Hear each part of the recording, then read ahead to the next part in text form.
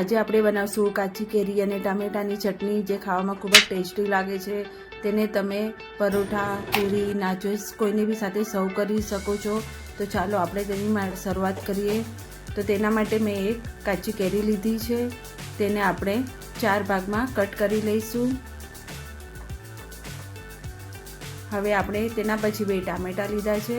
2 ટામેટાને પણ આપણે 2 પાર્ટમાં કટ કરી લેવાના છે. હવે એક કઢાઈ લઈશું. તેમાં થોડું તેલ નાખવાનું છે.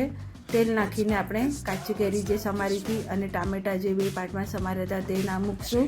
અને લીલા મરચાં, થોડા કેપ્સિકમ, કોથમીરની દાંડી અને ટીંડોળા મેં નાખ્યા છે. તો તમે આમાં ટીંડોળા, કેપ્સિકમ બધું સ્કીપ કરી શકો છો. હવે આપણે આને બંને બાજુથી ગોલ્ડન બ્રાઉન થવા દેવાનું છે. બંને બાજુથી ગોલ્ડન બ્રાઉન થઈ ગયા બાદ ટામેટાની છાલ આપોઆપ અલગ થઈ જશે. તેને આપણે અલગ કરી દઈશું. આ રીતે આપણે તેને અલગ કરી દેવાની છે. હવે આ બધા ટામેટાની છાલને અલગ કર્યા બાદ આપણે આ બધું એક પ્લેટમાં લઈને થોડું ઠંડુ થવા દઈશું. અને ઠંડુ થઈ ગયા બાદ કાચી કેરી જે આપણે સમારી હતી તેમાંથી એનો અંદરનો ઘર કાઢી લઈશું. હવે આ બધું મિક્સરને લઈને આપણે ક્રશ કરવાનું છે. તમે મિક્સરમાં બી ક્રશ કરી શકો છો, પણ તમે આ કટરમાં કરશો તો વધારે સરસ ટેસ્ટી લાગે છે. હવે એમાં લાલ મરચું, હિંગ, જીરું પાવડર અને સમારેલી કોથમીર, લેમન જ્યુસ, હવે આ બધું નાખીને આપણે તેને ક્રશ કરી લઈશું.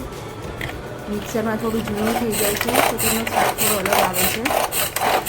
આ શેલી ક્રશ થઈ ગયા બાદ તે સ્વાદમાં ખૂબ જ ટેસ્ટી લાગે છે. તો તમે એકવાર જરૂરથી આ ટ્રાય કરજો બનાવીને. હવે હું આમાં મીઠું નાખવાનું ભૂલી ગઈ હતી, તો મીઠું અને થોડી સાકર નાખીને ફરીથી ક્રશ કરી દઈશું. હવે આપણી આ ચટણી તૈયાર છે. તો તમે જોઈ શકો છો કે આ રીતની આ ચટણી તૈયાર થઈ છે.